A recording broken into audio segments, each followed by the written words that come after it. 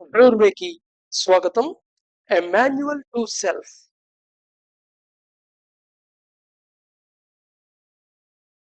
ఇది మన body plus mind complex అనుకుందాం. దీన్ని ఈ వృత్తం కింద చూపించింది బాడీ అండ్ మైండ్ కాంప్లెక్స్ కింద అనుకుందాం. యూడిఎం అంటే యూనివర్సల్ డివైన్ మైండ్. ఈ యూనివర్స్ అంతా ఆక్యుపై చేస్తున్న ఒక మైండ్. ఇది ఒక ఫీల్డ్ కింద అనుకోండి, పెద్ద మ్యాగ్నెటిక్ ఫీల్డ్. జస్ట్ లైక్ ఎలాగైతే పెద్ద మైక్రోవేవ్ ఫీల్డ్ ఉంది, అన్ని సెల్లు పనిచేస్తున్నాయి. సో ఆ మైక్రో ఫీల్డ్ సెల్ గుండా ప్రయాణం చేస్తుంది, అది కాంటాక్ట్ ఇస్తుంది, వాళ్ళ మాట మనకి వినబడుతుంది. Just like that. అలాగే యూనివర్సల్ డివైన్ మైండ్ అనేది అదే అనమాట. సో ఈ యూనివర్సల్ డివైన్ మైండ్ ఫ్లో అవుతూ ఉంటుంది, మన మైండ్ అండ్ బాడీ గుండా ఫ్లో అవుతుంది. ఈ ఫ్లో అయిన యూనివర్సల్ డివైన్ మైండ్ యొక్క పార్ట్ ఉంది కదా, ఆ పార్ట్ లోపల మోడిఫై చెంది ఉంటుంది. అంటే బయట ఉన్నంతగా ఉండదు. బయట యూడిఎం ఫీల్డ్ ఎలా ప్యాటర్న్ లో ఉందో ప్యాటర్న్ లో ఉండదు. అది శరీరం మైండ్ లోకి వెళ్ళిన తర్వాత కొంచెం మోడిఫై ఉంటుంది. అది మోడిఫై ఏంటంటే మన యొక్క మ్యాగ్నెటిక్ పాయింట్స్ బట్టి, మన యొక్క వాసనాస్ బట్టి అనమాట. సో వాటి బేస్ చేసుకొని మన థింకింగ్ ఇన్స్ట్రుమెంట్ అంటే combination of mind and brain. So physical బాడీలో ఉండే బ్రెయిన్ పార్ట్, మాలిక్యులర్ బాడీలో ఉండే మైండ్ పార్ట్. మైండ్ అంటే స్పెసిఫిక్ గా పార్ట్ కింద మనం చెప్పుకోం దాన్ని. అది field passing through our body and our entire బాడీలో ఒక పార్ట్ కిందే కన్సిడర్ చేస్తాం. సో ఇదేమిటయ్యా అంటే ఈ క్యూబ్ బాక్స్ కింద ఉన్నది. ఈ క్యూబ్ బాక్స్ ఏమో మెమరీ అనమాట. సో మెమరీ పుట్టినప్పటి నుండి ఇప్పటిదాకా మెమరీ లోపలనే గ్యాదర్ అవుతుంటుంది, మెమరీకి అవుతుంది. ఆ మెమరీ బేస్ చేసుకొని మన ఇన్స్ట్రుమెంట్ పనిచేస్తూ ఉంటుంది.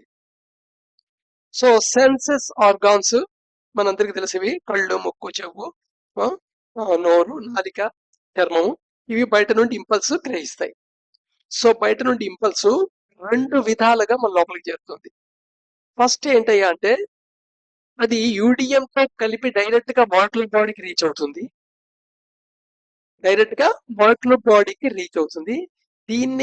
ఇదే మనం అంబియన్స్ కింద ఫీల్ అవుతూ ఉంటాం.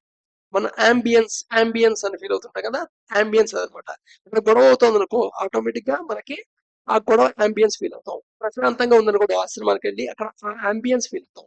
పార్టీలో అందరూ ఆనందంగా ఉందనుకోండి, అక్కడ అంబియన్స్ ఫీల్ అవుతాం.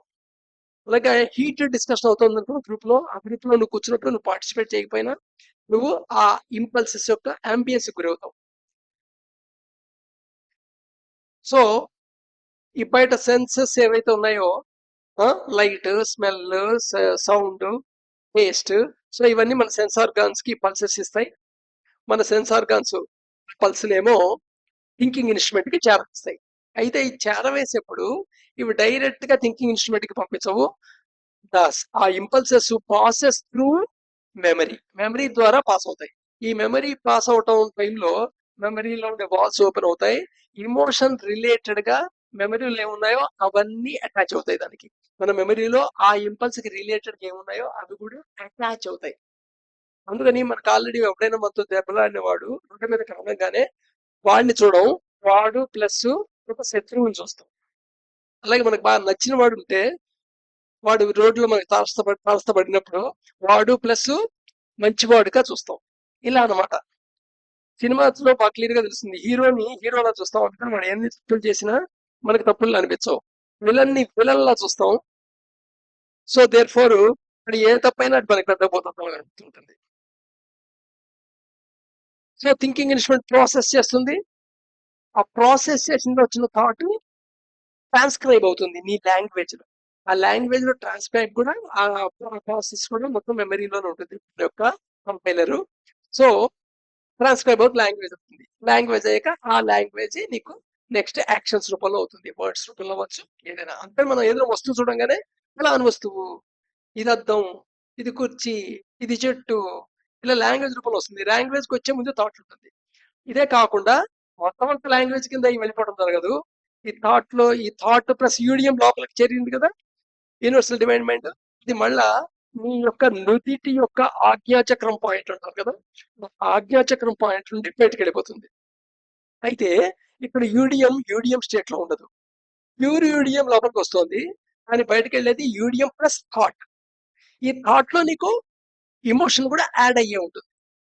సో ఒక రకంగా ఏంటంటే ఒక వెహికల్ ఉంది అనుకుందాం, ఆ వెహికల్ లోకి ఎయిర్ తీసుకుంటుంది, తీసుకున్న తర్వాత ప్రాసెస్ చేసిన తర్వాత బయటకి పొగట్టం నుంచి పొగ వదిలేస్తుంది. తీసుకున్న ఎయిర్ ఏమో కలర్లెస్ గా ఉంటుంది, కానీ బయటకు వస్తున్న పొగట్టం నల్లగా ఉంటుంది. అంటే దాంట్లో ధూళి, కార్బన్, పార్టికులేట్స్ ఇవన్నీ ఉంటాయి. సో అలాగే ఇప్పుడు యూడిఎం ని పొల్యూట్ చేసి వదిలేయడం జరుగుతూ ఉంటుంది అనమాట. యూడిఎం ని ప్రతి వాళ్ళు పొల్యూట్ చేసి వదిలేస్తుంటాం అన్నమాట. సో దేర్ ఫోర్ అలాంటి పరిసరాల్లో, అలాంటి మనుషుల మధ్యలో మనం ఉన్నప్పుడు ఆ థాట్స్, ఆ యూడిఎం కలిపి మనం లోపలికి ఫీల్డ్ కింద లోపలికి గ్రహిస్తాం అనమాట. ఇది మనం అంబియన్స్ ఫీల్ అవడం అంటే.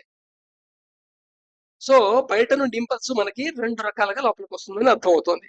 ఒకటంటే యూడిఎం తో పాటు మన శరీరంలో ప్రయాణం చేసి వెళ్తుంది. రెండోది మామూలుగా సెన్సెస్ ఆర్గాన్ ద్వారా లోపలికి వెళ్తుంది.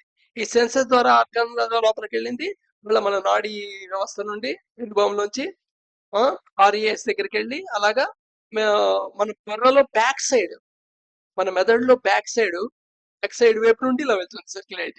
అక్కడ యాక్చువల్గా మెమరీ పూల్ ఉంటుంది. ఆ మెమరీ పూల్లో మొత్తం అంటించుకొని ఏ మెమరీ రిలేటెడ్ ఉన్నాయో అవన్నీ అంటించుకొని వెళ్తుంది. సో అందుకని నీ థింకింగ్ వచ్చే లాంగ్వేజ్ లో, నీకు వచ్చే థాట్ లో అసలు ఇంపల్స్ ఇచ్చిన ఇన్ఫర్మేషన్ ప్లస్ నువ్వు మెదడులో ఉన్న ఇన్ఫర్మేషన్ కలిపి ఉంటుంది. అయితే నీ మెదడులో ఇన్ఫర్మేషన్ నీకు కాన్షియస్ లో కనబడుతూ ఉంటుంది కాబట్టి, సబ్జెక్టివ్ నాలెడ్జ్ కింద కనబడుతూ ఉంటుంది కాబట్టి, నీకు కనబడింది ఎప్పుడు ఏమవుతుంది? సత్యం అవుతుంది, ట్రూత్ అవుతుంది, నిజం అవుతుంది. అందుకని నీకు వచ్చిన ప్రతి థాట్ నీకు నిజంలా అనిపిస్తుంటుంది. థాట్ నిజంలా అనిపిస్తుంటుంది. అవును, వాడి పని చేసేవాడు కదా కాబట్టి చెడ్డవాడు, వాడు మంచివాడు కాదు, వాడు నమ్మకస్తుడు కాదు, ఇలాగా ప్రతి దాని గురించి. అంటే ఇది నచ్చలేదు, ఈ వస్తువు ఈ కలర్ లో ఉంది అందుకని నచ్చలేదు, ఈ వస్తువు షేప్ ఉంది, ఈ షేప్ లో ఉంది నాకు నచ్చలేదు, ఈ వస్తువు ఆడుతున్నప్పుడు నేను ఇబ్బంది గురయ్యాను అందుకోసమని ఈ వస్తువు నచ్చలేదు. సో మెమరీలో ఉన్నది యాడ్ అయి వస్తుంది అనమాట. సో అందుకని నీకు ఏ థాట్ వచ్చినా ఆ థాట్ లో ప్లస్ ఒపీనియన్ ఉంటుంది. యాక్చువల్లీ ఫ్యాక్ట్, ఒపీనియన్ రెండింటిని విడిగా చూడటం చాలా కష్టం, ఎందుకంటే ఆ ప్రాక్టీస్ ఎప్పుడు చేయలేము. బట్ ఆ ప్రాక్టీస్ చేస్తే యాక్చువల్గా అసలు ఏంటి, నువ్వు మెమరీలో వెళ్ళటం వల్ల యాడ్ చేసింది ఏమిటి అనేది నీకు స్పష్టం అవుతుంది. ఇది స్పష్టం అయితే నీ యొక్క రెస్పాన్సే మారిపోతుంది, నీ యాక్షన్ పార్టే చాలా ఎంటైర్ గా డిఫరెంట్ గా ఉంటుంది. But it is not so easy, చెప్పినంత ఈజీ కాదు ఫ్యాక్ట్ లో ఒపీనియన్ ని దాన్ని చూడటం అనేది. ఎందుకంటే ఈ ప్రాసెస్ అంతా ఫ్రాక్షన్ ఆఫ్ సెకండ్స్ లో జరిగిపోతుంటాయి. జరుగుతున్న ఈ మూమెంట్ అంతా, ఈ సెన్సెస్ లోపలికి వెళ్తాం అనేది కాంతి వేగం కంటే ఎక్కువ, అంత ఫాస్ట్ గా అయిపోతుంటాయి. బట్ నువ్వు నువ్వు అనలైజ్ చేయాలి అంటే నీ థాట్ నువ్వు చూడాలి, మళ్ళీ ఆ థాట్ లోపలికి వెళ్ళాలి, అది ఇంపల్స్ కింద లోపలికి వెళ్ళాలి, థింకింగ్ ఇన్స్ట్రుమెంట్ దాని గురించి చెప్పాలి, దాని గురించి ఏమైనా మెమరీలో ఉంటే దాని గురించి బయటకు రావాలి. సో అలాగా అర్థం చేసుకోవడం జరగదు, అంత లోపల యాక్షన్ వెళ్ళిపోతుంది, ఇంకా యాక్షన్ పార్ట్ అయిపోతూ ఉంటుంది. అందుకని తెలిసి కూడా మనం ఆ ఒపీనియన్ పార్ట్ ని గుర్తుపట్టలేము.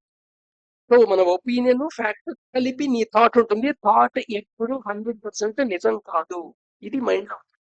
నెక్స్ట్ నువ్వు యూడిఎం ని తీసుకుంటున్నావు, యూడిఎం క్యారియర్ ఏజెంట్ కింద పనిచేస్తుంది. థింకింగ్ ఇన్స్ట్రుమెంట్ దగ్గరికి ఏమొస్తుంది?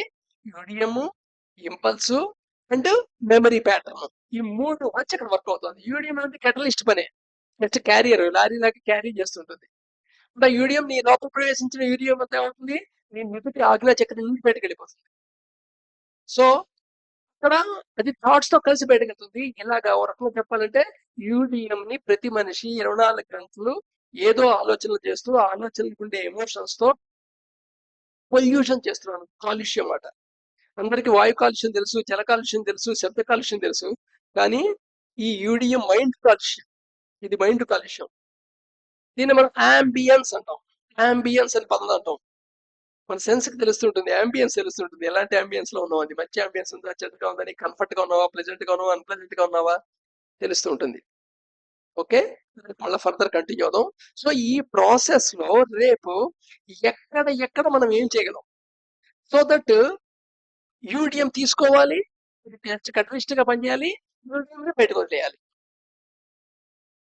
సో దీనికి మనం ఏమేమి చేయగలం, ఎలా దీన్ని హ్యాండిల్ చేయగలం, ఇది న్యాచురల్ గా జరుగుతున్న ప్రాసెస్ ప్రజెంట్ అన్నమాట.